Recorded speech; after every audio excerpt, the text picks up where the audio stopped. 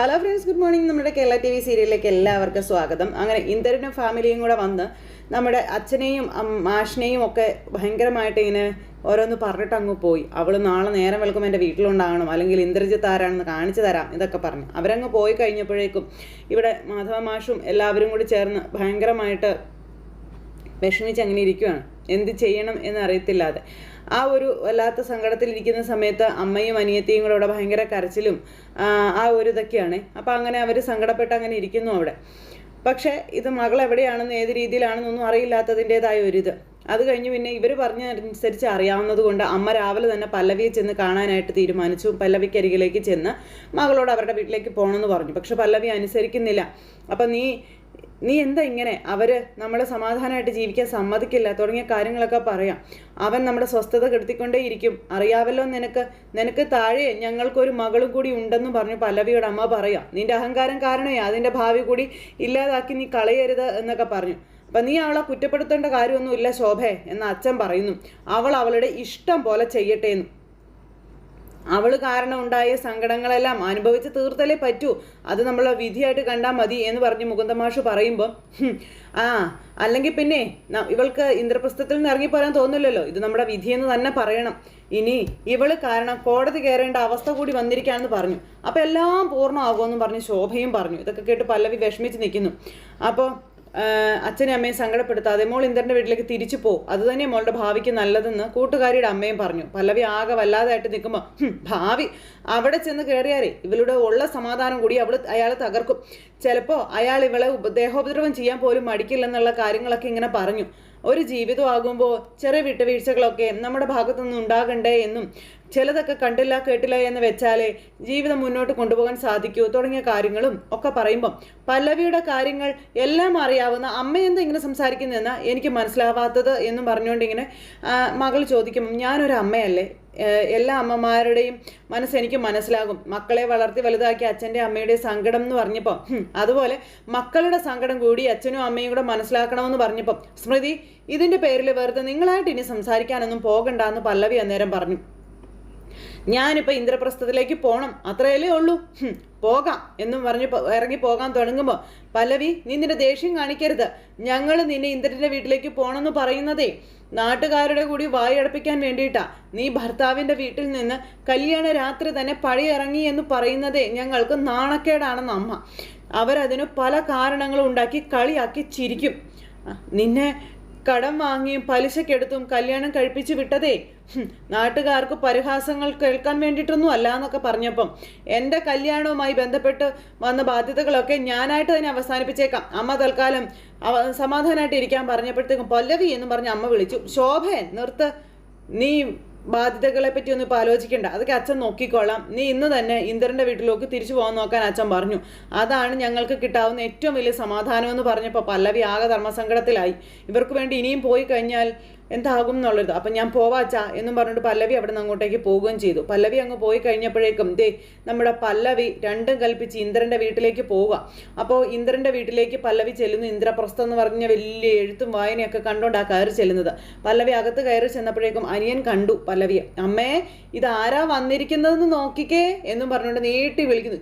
കയറി വയച്ചെന്ന് പറഞ്ഞ അനിയന് ഭയങ്കര സ്നേഹവും കാര്യങ്ങളൊക്കെ. അപ്പോഴേക്കും അമ്മ അങ്ങോട്ടേക്ക് വന്നിട്ട് അയ്യോ മോളെ, എൻ്റെ മോള് വന്നോ, എനിക്കറിയായിരുന്നു മോള് വരുമെന്ന്, എന്തായാലും അമ്മയ്ക്ക് സന്തോഷമായി കേട്ടോ. പിന്നെ മുമ്പ് അമ്മ പറഞ്ഞതൊന്നും മോള് മനസ്സിൽ വെക്കണ്ട കേട്ടോ, അതൊക്കെ കളഞ്ഞേക്ക് എന്നൊക്കെ ഇങ്ങനെ പുള്ളിക്കാരി പറയുമ്പോഴത്തേക്കും നമ്മുടെ താരം താഴേക്ക് ഇറങ്ങി വരുന്നു. അപ്പോൾ പല്ലവിയെ കണ്ടപ്പോഴേക്കും ഒരാക്കിയ ചിരിയൊക്കെ ചിരിച്ചിട്ടാണ് ആശാൻ ഇങ്ങനെ ഇറങ്ങി വരുന്നത്. എന്നിട്ട് പല്ലവിയെ ഇങ്ങനെ അടിമുടി നോക്കി ഇങ്ങനെ അവിടെ നിൽക്കുവാണ്. പല്ലവിയെ എന്നിട്ട് മൈൻഡ് പോലും ചെയ്യുന്നില്ല കേട്ടോ ഇന്ദ്രൻ. എന്നിട്ട് അങ്ങ് പോയി നിൽക്കുന്നു. എന്നിട്ട് അങ്ങോട്ട് നടക്കുന്നു ഇങ്ങോട്ട് നടക്കുന്നു, പല്ലവിനെ നോക്കുന്നു. അത് കഴിഞ്ഞപ്പോൾ ആരെങ്കിലും വന്നോന്ന് നോക്കാൻ പോയത് ആശാൻ. ഒറ്റയ്ക്കാണോ വന്നത് അതോ കൂടെ ആരെങ്കിലും കൂട്ടിയിട്ടുണ്ടോ എന്ന് ചോദിക്കുന്ന ഇയാൾ. അല്ല, നിന്റെ രക്ഷകന്റെ സ്ഥാനം ആ സേതു ആണല്ലോ ഏറ്റെടുത്തിരിക്കുന്നത്, അതുകൊണ്ട് ചോദിച്ചതാ, അവൻ കൂടെ ഉണ്ടോ എന്നാ ചോദിച്ചതെന്ന് പറയുമ്പോഴേക്കും ഇന്ദ്ര നീ ഒന്നും മിണ്ടാതിരിക്കാൻ പറഞ്ഞു അമ്മ. എന്നിട്ട് മോളെ പല്ലവി മോള് മുറിയിലോട്ട് പോകാൻ പറഞ്ഞു. ഇവൻ പറയുന്നതൊന്നും മോള് കേൾക്കണ്ടെന്നും പറഞ്ഞ് പിന്നെ ഇനി എൻ്റെ മോളെ ഏതെങ്കിലും രീതിയിൽ നീ വിഷമിപ്പിച്ചാൽ എന്നാലും ആട്ടി ഞാൻ വെച്ച് തരുമെന്നും പറഞ്ഞുകൊണ്ട് ഇങ്ങനെ അമ്മ ഇങ്ങനെയൊക്കെ ഇരുന്ന് കാണിച്ചു കൊടുക്കാം മോനോട്, നൈസാടാന്നൊക്കെ പറഞ്ഞു. അപ്പം മോളകത്തേക്ക് ചെല്ല് എന്നും പറഞ്ഞുകൊണ്ട് നമ്മുടെ ഇന്ദ്രനോട് അത്രയും പറഞ്ഞിട്ട് പല്ലവി അകത്തേക്ക് പോകണം. എന്നിട്ട് പല്ലവി അകത്തേക്ക് കയറി പോയപ്പം ഇവർ 3 പേരും കൂടി ഇങ്ങനെ ഇവിടെ നിൽക്കുക കേട്ടോ. ഇന്ദ്രനെ പിണക്കിയിട്ട് തന്തയ്ക്കും മക്കൾക്കും നാട്ടിൽ നിൽക്കാൻ പറ്റില്ല എന്നുള്ളത് മനസ്സിലായി. അതാ പത്തിയും താഴ്ത്തി ഇങ്ങ് പോകുന്നത് എന്നൊക്കെ ഇന്ദ്രൻ പറഞ്ഞപ്പോൾ ഇനി അവളുടെ കാര്യം ഈ അമ്മ നോക്കിക്കോളാവെന്ന് അമ്മ പറയുമ്പോൾ കഴിഞ്ഞതൊക്കെ മറന്നിട്ട് പല്ലവി ചേച്ചി ഇവിടെ താമസിക്കാനായിട്ട് വന്നിരിക്കുക, വെറുതെ ആ പാവത്തിന് 2 പേരും കൂടെ ഉപദ്രവിക്കാൻ നിൽക്കരുതെന്ന് അനുജൻ പറഞ്ഞപ്പം നീ ഒന്നും മിണ്ടാതിരിക്കടാ, അവൾ എൻ്റെയും ഇവൻ്റെയും മുഖത്ത് കരിവാരി തേച്ചിട്ട് ഇറങ്ങിപ്പോയതാ, അതിനവളെ കൊണ്ട് ഞാൻ കണക്ക് പറയിപ്പിച്ചിരിക്കും എന്ന് പറഞ്ഞ് അമ്മ പറയുമ്പോൾ അമ്മേ പല്ലവി ചേച്ചിയോട് ദേഷ്യം വൈരാഗ്യമൊന്നും കാണിക്കാതെ ഒന്ന് സ്നേഹിക്കാൻ ശ്രമിക്കാൻ പറഞ്ഞു അനിയൻ. അവളെ എന്താ വേണ്ടതെന്ന് ഞങ്ങൾക്കറിയാം, നീ അതിൽ ഇടപെടണ്ട എന്ന് മകനോട് അമ്മ പറഞ്ഞിട്ട് ഇന്ദ്രനെ നോക്കിക്കൊണ്ട് ഇങ്ങനെ നിൽക്കുന്നു. ഇനി അവൾ ഇവിടെ അനുഭവിക്കാൻ പോകുന്നത് എന്താണെന്ന് ദൈവത്തിന് പോലും പ്രവചിക്കാൻ കഴിയില്ലെന്നും പറഞ്ഞ് അമ്മയും മോനും കൂടി ഇങ്ങനെ അവിടെ നിൽക്കുക കേട്ടോ. പക്ഷേ ഇവർക്ക് തെറ്റിപ്പോയി. പല്ലവി വന്നത് പല്ലവിയുടെ സാധനങ്ങൾ എടുക്കാൻ വേണ്ടിയിട്ടാണ്.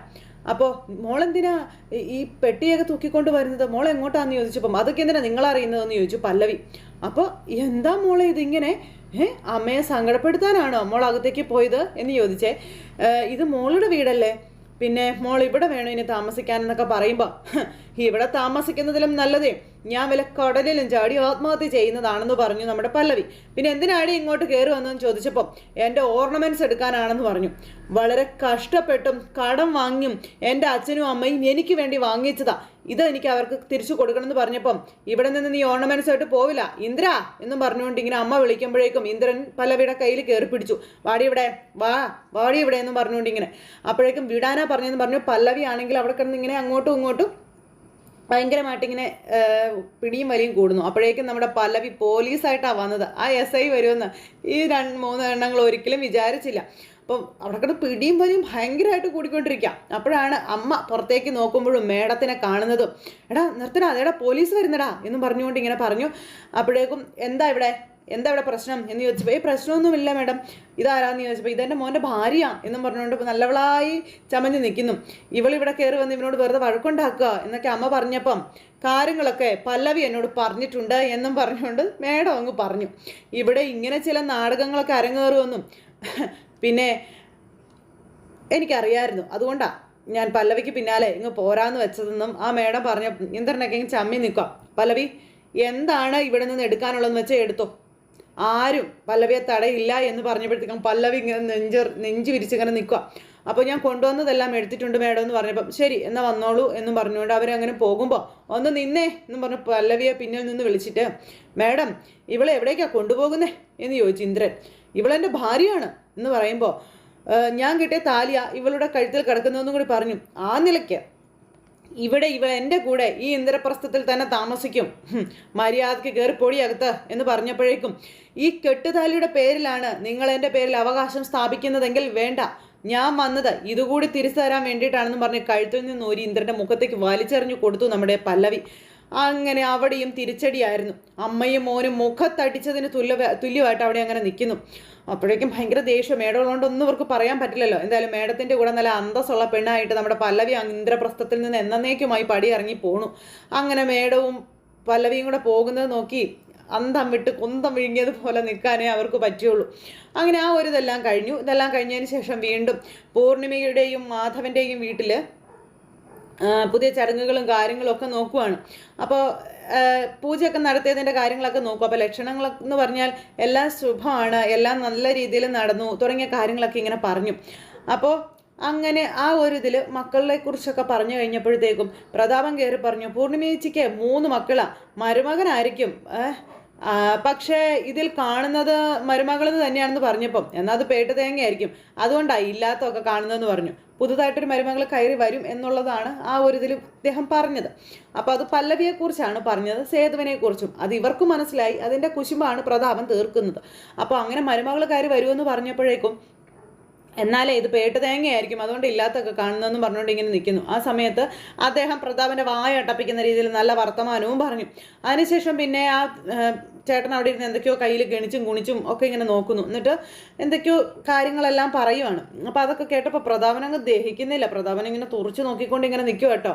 അപ്പം അങ്ങനെ ആ ഒരു ഇതെല്ലാം പറഞ്ഞപ്പോഴത്തേക്കും അച്ചുവിൻ്റെ കല്യാണത്തെ പറ്റിയാണ് പറയുന്നത്. അത് കേട്ടപ്പോൾ പ്രതാപൻ ഒട്ടും ദഹിച്ചില്ല കേട്ടോ. കാരണം സ്വത്ത് മുഴുവൻ അടിച്ചു മാറ്റാനാണല്ലോ പ്രതാപൻ നിൽക്കുന്നത്.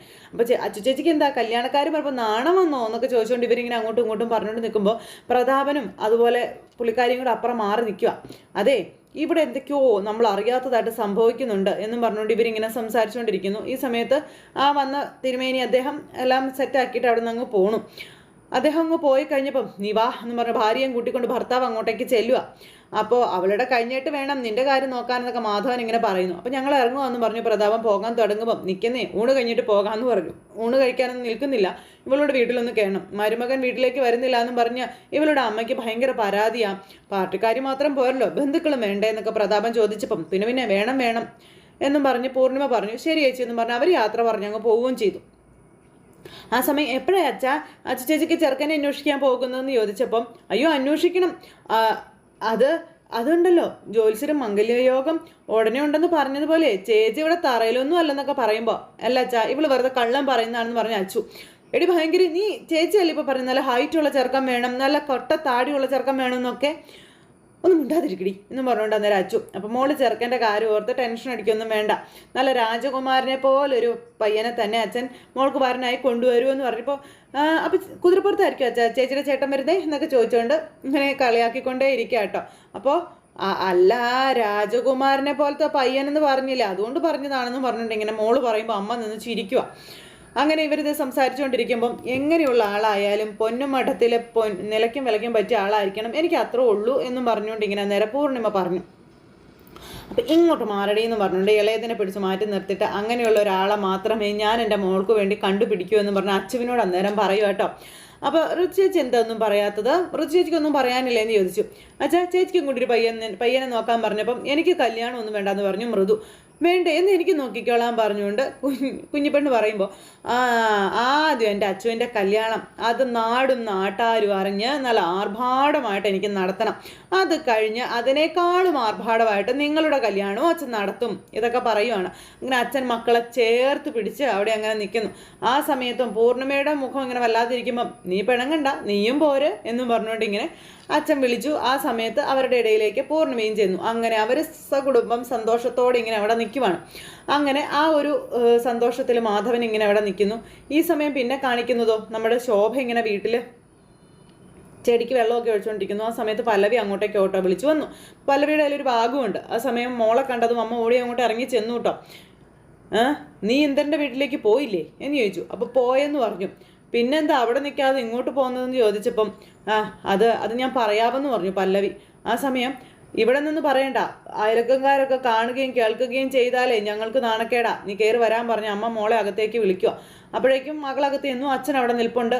അമ്മ ഇവിടെ താമസിക്കാനുള്ള ഉദ്ദേശത്തോടെയാണ് നീ ഇങ്ങോട്ട് വന്നതെങ്കിൽ അത് വേണ്ട, കല്യാണം കഴിപ്പിച്ചു വിട്ട പെണ്ണയും വീട്ടിൽ വന്ന് നിൽക്കുന്നത് ഞങ്ങൾക്ക് നാണക്കേടാണെന്ന് ശോഭ പറയുമ്പോൾ ഞാനിവിടെ താമസിക്കാൻ വന്നതൊന്നും അല്ല എന്ന് പറഞ്ഞു പല്ലവി.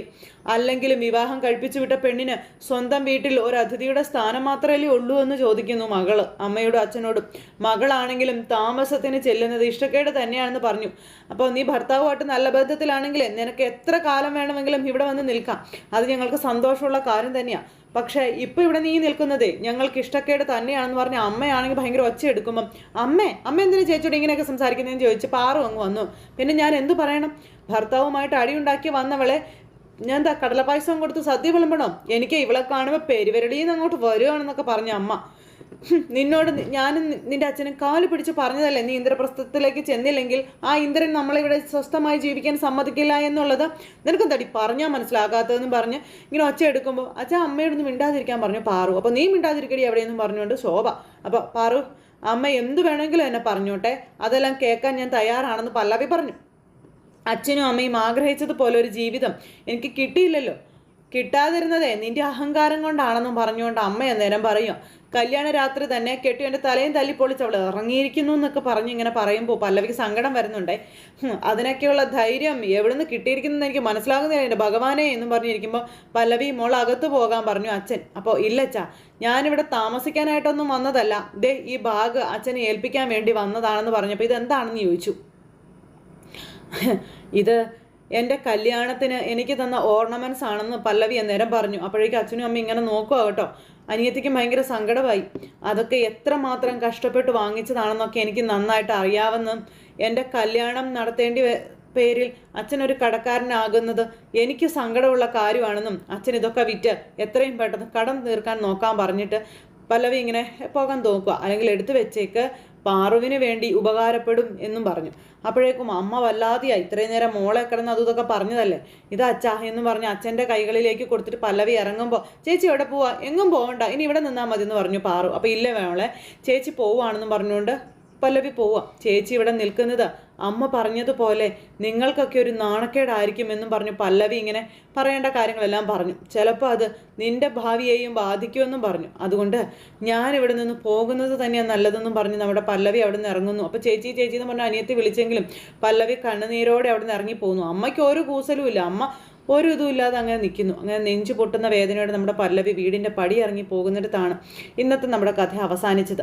സ്വന്തം മകളെ മനസ്സിലാക്കാനോ സ്വന്തം മകൾക്കൊരു തണലായി അല്ലെങ്കിൽ അവളുടെ കൂടെ ഞങ്ങളുണ്ടെന്നും പറഞ്ഞ് കരുത്തോടെ നിൽക്കാനോ അച്ഛനും അമ്മയും തയ്യാറാകാത്തിടത്തോളം പല്ലവിയുടെ ജീവിതത്തിൽ സന്തോഷമെന്നൊന്നും ഉണ്ടാവില്ലെന്നുള്ള കാര്യം ഉറപ്പാണ്. പക്ഷെ അവിടെയും കരുതലായും തണലായും തുണയായും ഉള്ളത് നമ്മുടെ സേതുവാണ്. അത് എത്രമാത്രം എത്ര കാലത്തേക്ക് എന്നുള്ളതൊക്കെ ഇനിയുള്ള ദിവസങ്ങളിൽ നല്ല സൂപ്പർ ഹിറ്റ് വിശേഷങ്ങളായിട്ട് വരുന്നതാണ്. അപ്പോൾ എല്ലാവരും കാത്തിരുന്ന് കാണണം കേട്ടോ. എല്ലാവർക്കും നല്ലൊരു ദിവസം ആശംസിക്കുന്നു. നന്ദി.